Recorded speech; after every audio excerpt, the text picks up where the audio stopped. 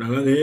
กดาบุดเวทีตะพาเคลดาบุเวทีโยดตากซออามิโตตะคาตากซอตะคานี่ดู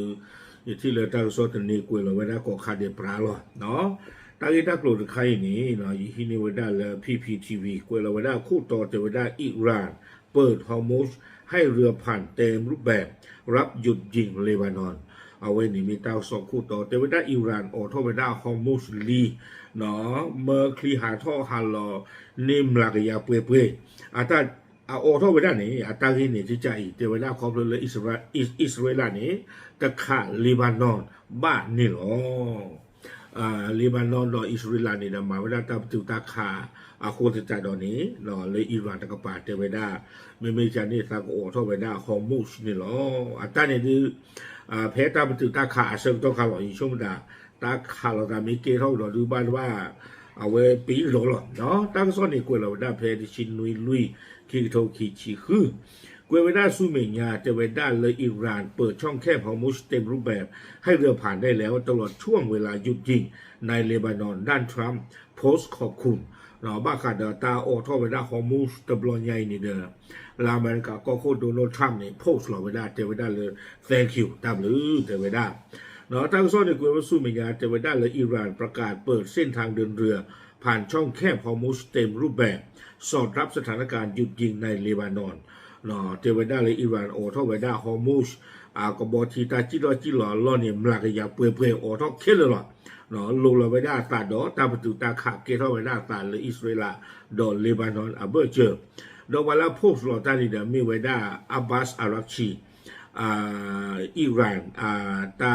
วิดาสุอาทิตย์ก็กาเวกลูคู่เอาไว้โพสต์เราได้เลย X อปุเนาะกวยเราได้เพลชินุยลุยคิงโตคิชิคือเพหาคอลอเพมันก็เลยอยู่นอกทุ่งเนาะ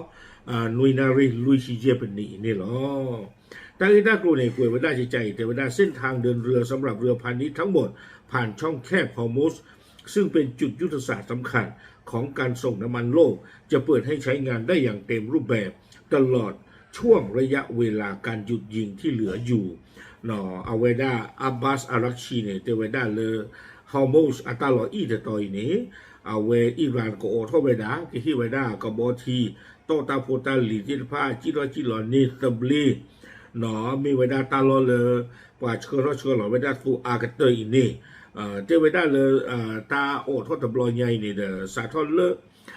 ตาประตูตาขาเกโรเนาะตัวไว้ได้เลยตาประตูตาขาวีตจูนี่หรอเอาไว้นี่เด้อกันนากว่าที่ยังได้ยิบายุเลยตาดีตาอยากจะเสกเกโรเดี๋ยวบ้าเผื่อตัดนิดเนาะตากระซ้อนเนี่ยจะได้เลยอย่างไรก็ตามการเดินเรือจะต้องใช้เส้นทางที่มีการประสานงานตามที่องค์การท่าเรือและกิจการทางทะเลของสาธารณรัฐอิสลามอิหร่านได้ประกาศไว้ก่อนหน้านี้จะมีกันตลาดจะไว้ได้คลีเลอร์ว่ากบ้าหาท่อหาเหล่านี้กบ้าหาท่อไว้ได้กบ้าหาท่อเหล่าเวเทเลเกลียเลยอิหร่านเนี่ยหรอข่าวได้เพอปูกุยนี่หรอเนาะและมาตรการดังกล่าวจะมีผลเฉพาะในช่วงเวลาที่มีการหยุดยิงในเลบานอนเท่านั้นเนาะตาออท่อคลีจิลอยนี้ก็ฟูเวดาก็ออท่อเวดาเทเลเลบานอนอิสราเอลไม่ได้เลยค่ะเลบานอนบ้านนี่หรอเอาความยอมรับถึงตาขาดเลบานอนนี่เด้อ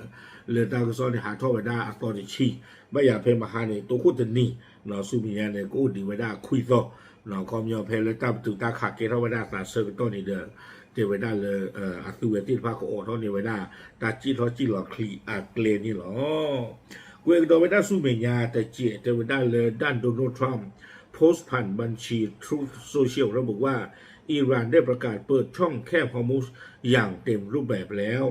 และให้เรือทุกลำสามารถสัญจรผ่านได้ตามปกติเนาะเอาไว้โดนัลด์ทรัมป์เนี่ยโพสต์เราไว้ได้แล้วกันดีต่อเดออับบาสอารักชีโพสต์เราไว้ได้นี้หรอเนาะเจอได้เลยอิหร่านออทอฮอร์มุสตาลออีเมอร์คลีที่พันเนี่ยจิรอนี่ตบลีโกบิดเดลีเนี่ยหรอ